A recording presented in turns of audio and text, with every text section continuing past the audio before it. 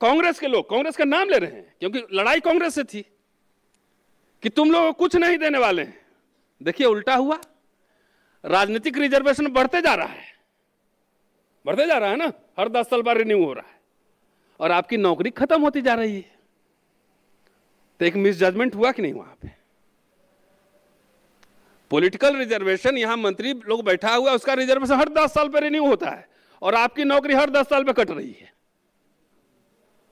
इस खेल को नहीं समझ रहे हैं।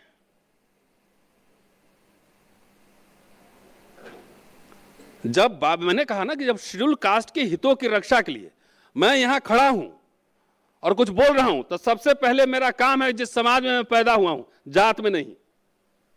अब तो जात जात की पार्टी बना के सब ख्वाब देख रहा है कि मैं सीएम बनूंगा। सबसे पहली जिम्मेदारी मेरी उस समाज के प्रति है जिस समाज में मैं पैदा हुआ हूं। यह भी बाबा साहब का ये स्टेटमेंट है। तो पूरे दुनिया का ठेका लिए चले फिर रहे हैं ना, SC ST OBC माइनॉरिटी सबको हम ठीक कर लेंगे। ये दलित सब तो अपने जात जात में बैठ के मारपीट किए हुए, मुठभेड़ कर रहा है, दलित जातियां आपस में मुठभेड़ कर रहा है,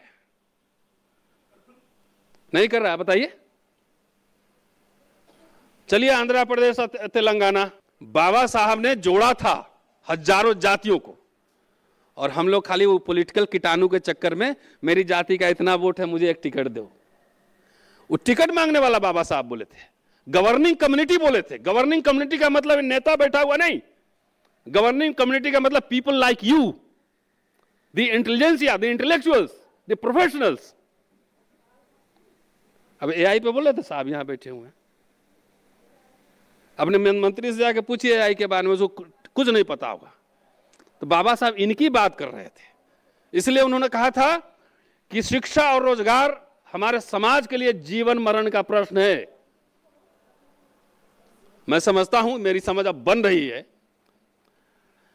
कि बाबा साहब अगर कांग्रेस में ही कंटिन्यू कर गए रहते ना जवाहरलाल नेहरू के साथ, तो दलित समाज के लिए और भला कर जाते। और इसका एग्जाम्पल मैं दे सकता हूं। भाई नेहरू भी सोशलिस्ट थे ना, RSS नहीं थे ना। नेहरू RSS नहीं थे, he was modern educated man, western democratic socialist value के साथ आए थे यहां पे। उनको देश चलाना था, कई तरह के फोर्सेस के साथ अलायंस करना था। ये अभी भी हो रहा है। हमारे लोग तो सीधा RSS से मिलकर सरकार बना रहे हैं, बीजेपी से खुलेआम। थोड़ा दिन अगर साथ रह जाते, और इसलिए कि बाबा साहब जब कह रहे थे कुछ नहीं मिलेगा 51 में, तो बाबा साहब का तो 56 में परिनिर्वाण हो गया।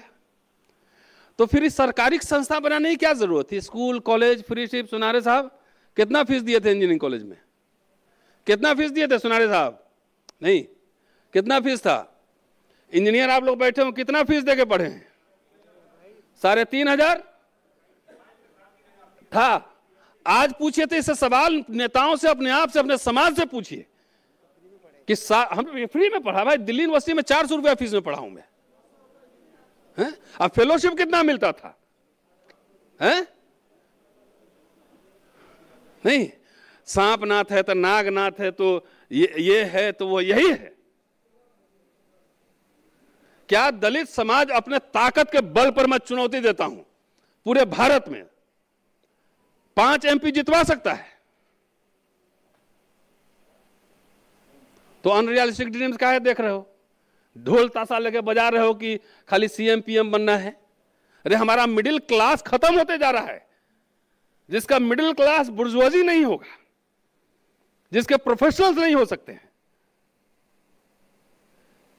अब अंग्रेजी बोलने वाले नहीं हो सकते, वो समाज अगर अनरियलिस्टिक ड्रीम्स देखे तो उसका वही हश्र होना है जो आज हो रहा है।